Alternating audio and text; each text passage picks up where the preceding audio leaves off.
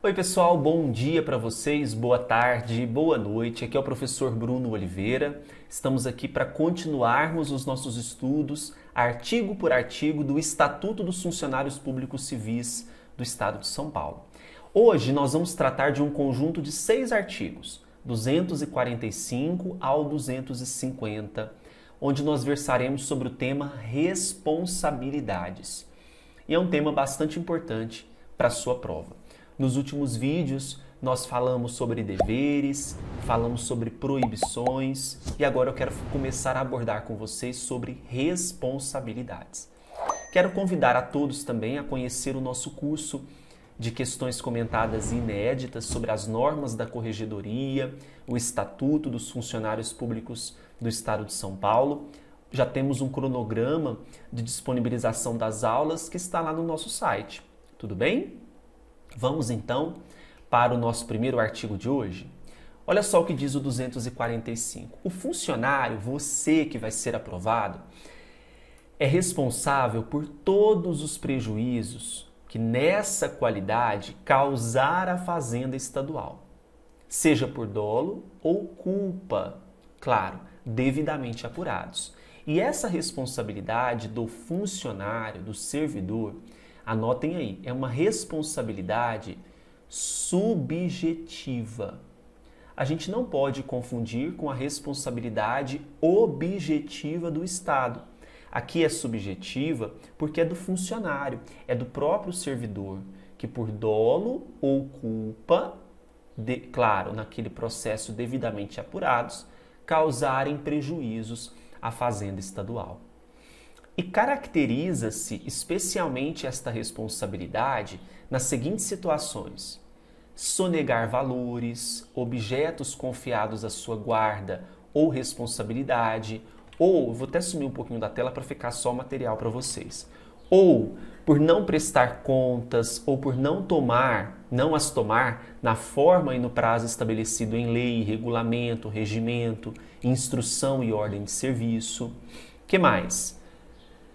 Pelas faltas, danos, avarias e quaisquer outros prejuízos que sofrerem os bens e os materiais sob sua guarda ou sujeitos a seu exame ou fiscalização.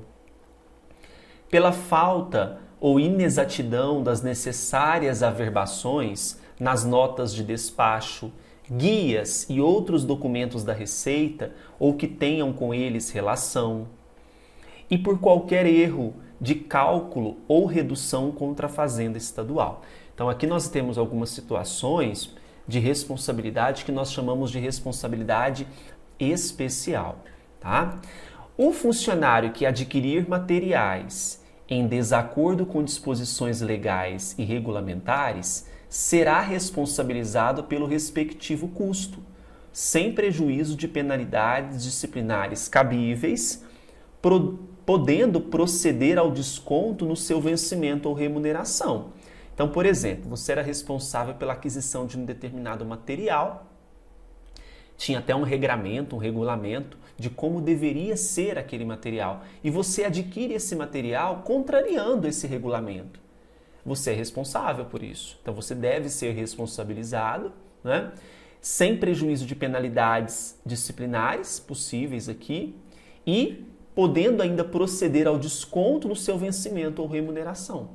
Então nós vamos abater ali porque você causou um dano à Fazenda Estadual. Nos casos de indenização à Fazenda Estadual, o funcionário será obrigado a repor de uma só vez a importância do prejuízo causado em virtude de alcance, desfalque, remissão ou omissão em efetuar recolhimento ou entrada nos prazos legais. Então, olha, aqui nós temos a hipótese de reposição dos valores à Fazenda Estadual de uma só vez, porque nós teremos situações em que vai poder ter descontos limitados mensais, né? Neste caso de reposição de uma só vez, é quando nós estivermos diante de prejuízos que em virtude de alcance, desfalque, remissão ou omissão. em efetuar recolhimento ou entrada nos prazos legais.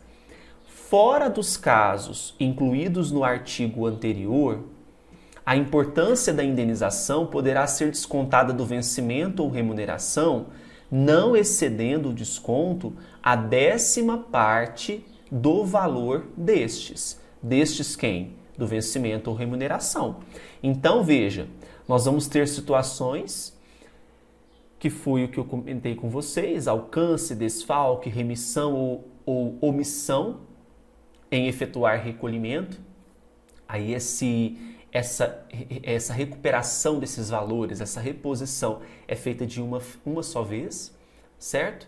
E fora dos casos incluídos no artigo anterior, do artigo 247, essa importância ela poderá ser realizada de forma descontada do vencimento ou da remuneração, não excedendo o desconto a 10ª parte do valor destes.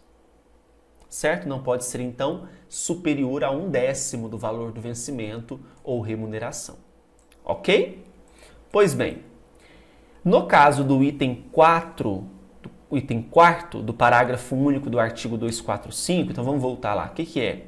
É por qualquer erro de cálculo ou redução contra a fazenda estadual. Então, olha, nesse caso, não tendo havido má-fé, será aplicada a pena de repreensão e, na reincidência, suspensão. Repreensão no Estatuto é como se fosse uma advertência lá da Lei 8.112, tá? Então, se não houve má-fé naquele dispositivo do item 4º, só para a gente voltar aqui, erro de cálculo ou redução. Então, vamos colocar só para facilitar, né? Erro de cálculo ou redução. Se não houve má-fé nesse erro de cálculo, será aplicada a pena de repreensão, uma advertência. Depois nós vamos estudar detalhadamente como que funciona essa advertência. E na reincidência, nós vamos ter a suspensão, tá bom?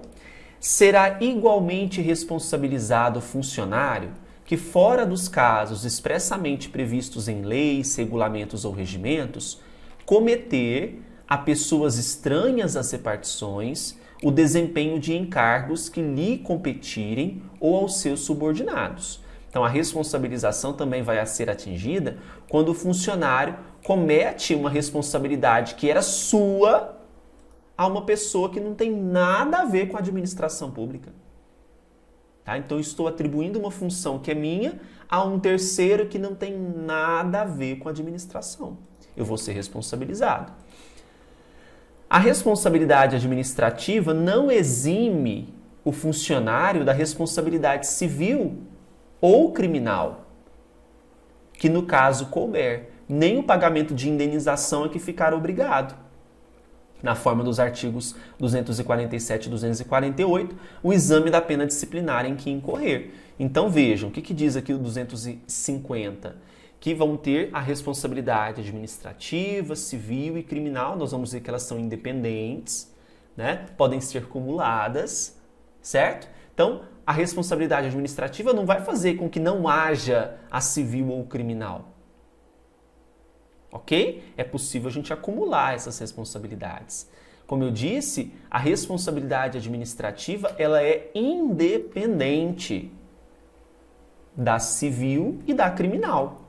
Será reintegrado ao serviço público no cargo que ocupava e com todos os direitos e vantagens devidas o servidor absolvido pela Justiça, mediante simples comprovação do trânsito em julgado de decisão que negue a existência de sua autoria ou do fato que deu origem à sua demissão.